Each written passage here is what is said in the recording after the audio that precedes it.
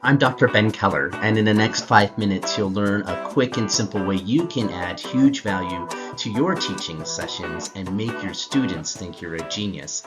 Today, we're talking about leveraging AI-based podcast creators like Google's NotebookLM to enhance nursing education. Podcast generators harness the power of artificial intelligence. They create realistic podcasts based on the content that you feed it. And it can make your lectures, documents, and or PowerPoints more engaging and deep. And some are app-based, others are web-based. Today we're going to be talking about Google's NotebookLM. An instructor can provide source material such as lecture notes or PowerPoint. It likes Google things, so you'd have to convert them into slides or PDFs. And that creates a detailed study guide for your students. But the most powerful feature with the deep dive is that it creates a realistic podcast that students can listen to increase engagement. A 2024 student study by Folgert and de Groot found that students really appreciated the additional resource that Google LM provided. So let's try it in a nursing school setting. Say you're a med school 1 instructor and you're trying to teach the different types of inflammatory bowel disease and ulcerative colitis and Crohn's disease, which is a difficult topic for a lot of different nursing students to grasp. So you create a PowerPoint table like this and then you describe it in your lecture. It's got a bit of description between ulcerative colitis and Crohn's disease, where the extent of inflammation occurs and to what extent the appearance of the walls of the colon and other parts of the intestine, its cure, complications that can happen, and maybe you give them a mnemonic like UC, you can think up the colon, or like ulcerative colitis or Crohn's disease, you've got the old crone walking along an old stone wall on a cobblestone street. But how would this work with Google LM?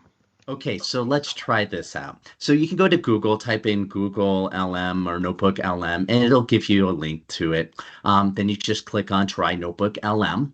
And I went to and set this up before. You can go to an untitled notebook, and then you can add a source. I went ahead and did this before, and I added that one slide that we had with that chart on it, and it pulled the text from that.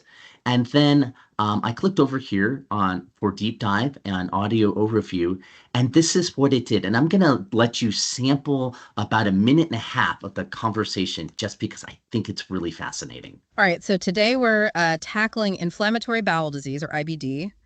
I've got some MedCert 1 instructor materials here that compare ulcerative colitis and Crohn's disease. Yeah. And our big goal for this deep dive is to find like the easiest ways to remember the big differences between the two. Absolutely. We want to give you really clear ways to tell these two conditions apart based on where they show up in the body, how they look, and a few other key points from your materials. Perfect. Let's just jump right in. First up, location. So ulcerative colitis, or UC, is all about chronic inflammation, but it's got like a very specific address, right? Yeah. It starts in the rectum and then it moves up the colon. Exactly. So we can remember that with a simple mnemonic. UC, think up the colon. Up the colon. So that's that the upper mnemonic movement is a great way to remember. On that chart. Now, Crohn's disease is a little bit more adventurous, shall we say. Okay. The inflammation with Crohn's can pop up anywhere along the entire GI tract. Wow. From your mouth all the way to your anus. So UC is more localized, while Crohn's has a much wider potential reach. Much wider.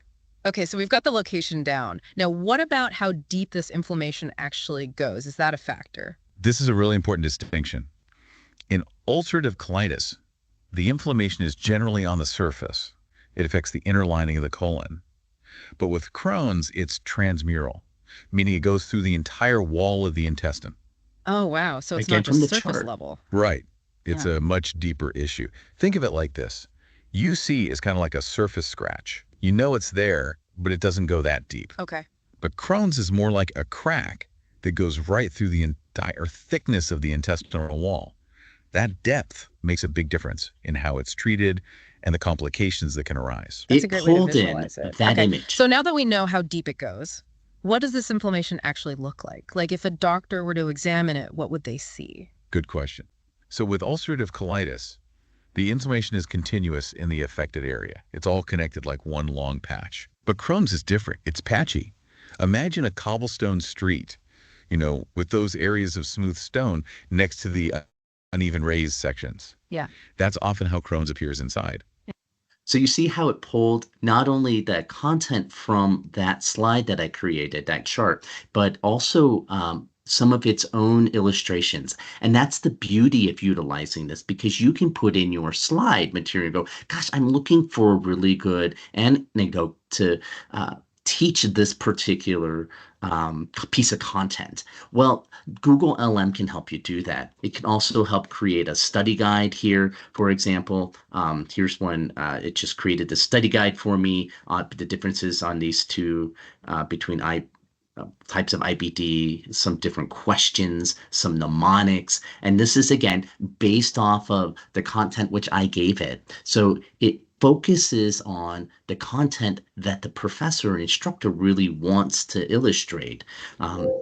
That said, it's not perfect. It's AI. AI is coming a long way, but it does have some really good suggestions in here, and including things like a glossary of key terms. And so a student can read through this and get a really deep dive pretty easy without a whole lot of extra work on your part. And then these materials can be uploaded to Blackboard or whatever classroom manager we're using. There's a few references here, and I hope you really take an opportunity to enjoy and explore Google's AI.